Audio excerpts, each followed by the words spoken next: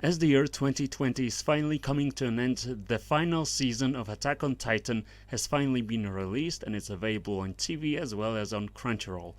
This season promises us to answer all the questions the original author Hajime Isayama has had since the beginning of the series.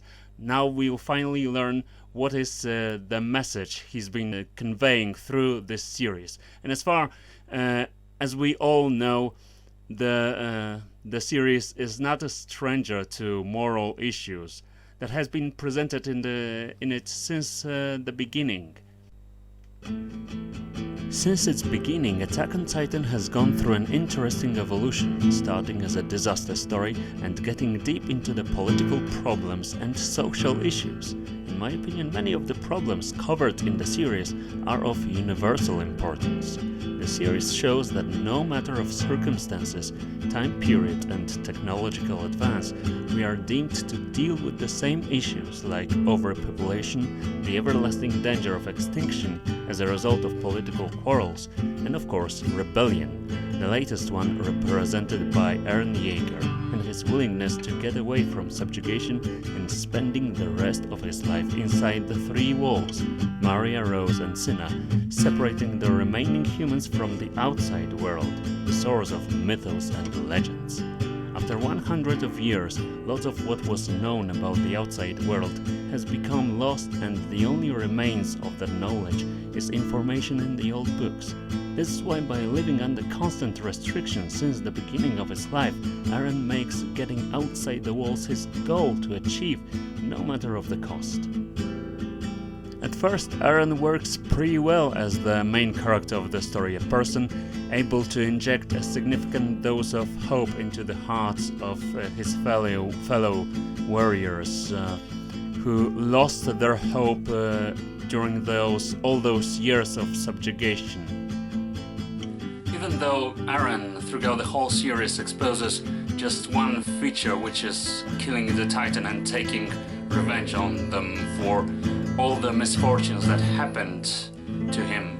After a bit more thorough observation of this character and investigating his psychological features, we may understand more deeply his actions and why he behaves in this way. At the beginning of the series, not only is he the main source of hope for many characters, some of them willing to sacrifice their lives for the sake of greater good, and as we later learn, sacrifice is a common thing in this story. But also, thanks to his determination and the will to fight, some of the characters regain the will to live.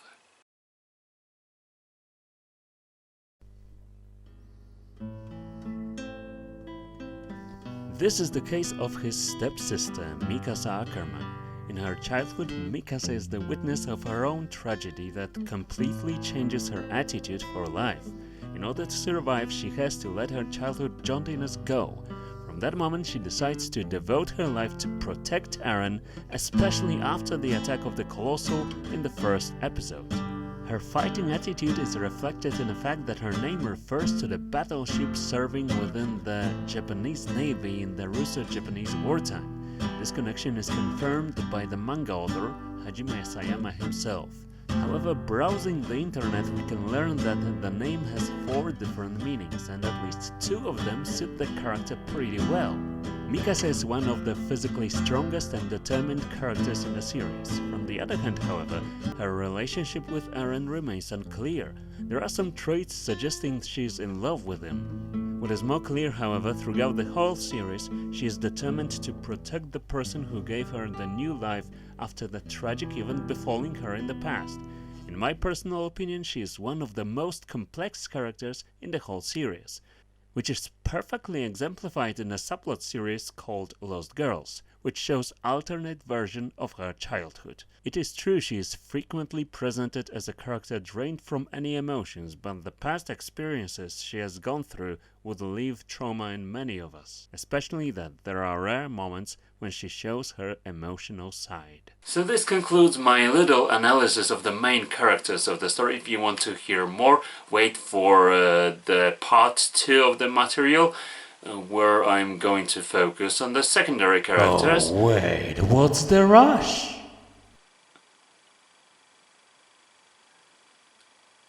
Where I'm going to focus on the secondary characters of... I said wait.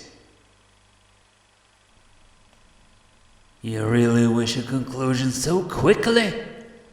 That's lame. Well, are you in a hurry for a bus or something? Look for the bright side though. Maybe this time the ticket guy won't get you so red-handed.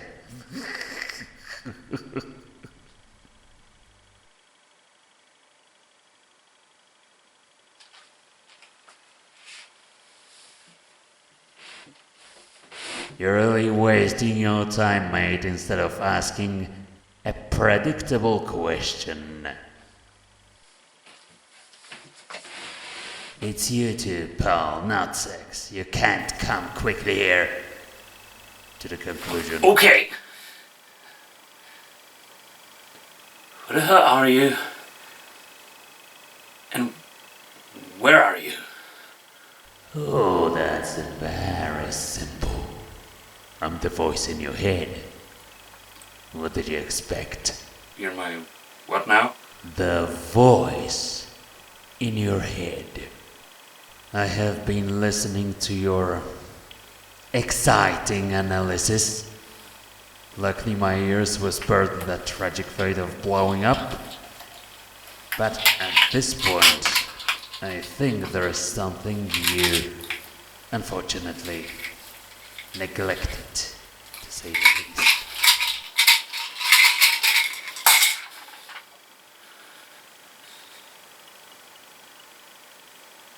Okay, so... Alright. So... I hear the voice in my head. Okay. Which probably proves I'm a bit insane. So... Now that we have come to this conclusion, would you please tell me what do you want from me? Naturally. In your self-love, you forgot about one character more. Really? Who? Supposedly about one insignificant blonde guy. Armin Arlert. Forgetting about a very important character? That's something. Not that I care.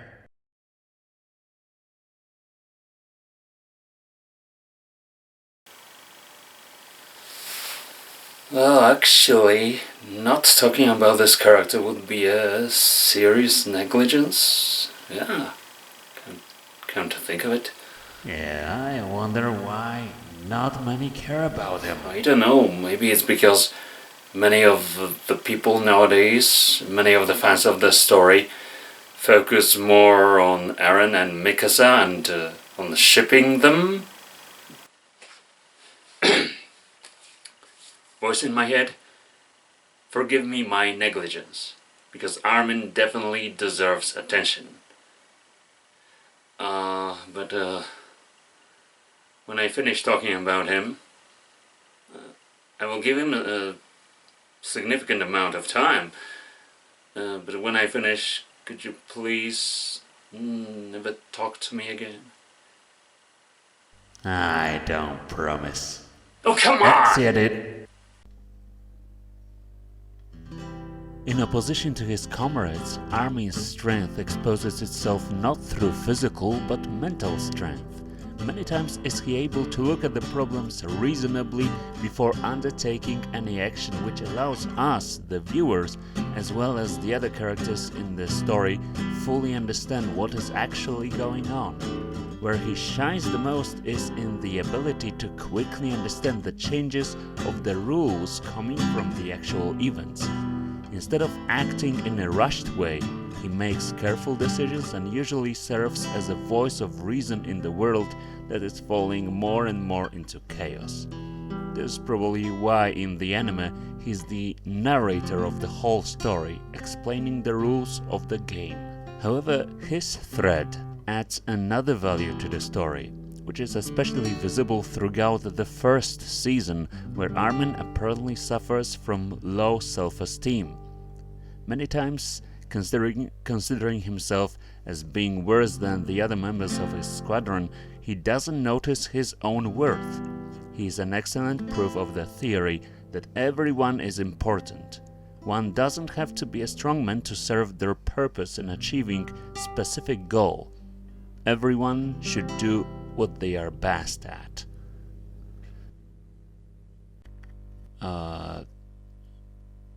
Buddy, are you there? Yeah, always at your service. Why, do you need me? Okay, so listen. So this part of the material is finally over, yeah? Right? Yes? So, considering the fact it's over, you're not needed anymore. So, could you please let me go? Oh, but why? I'm having so much fun being in your head. Together, we can achieve so many things and this shit and so on. So, rather not. Thank you, but I think I'll stay here. Where are you going? What the hell are you doing? Nothing.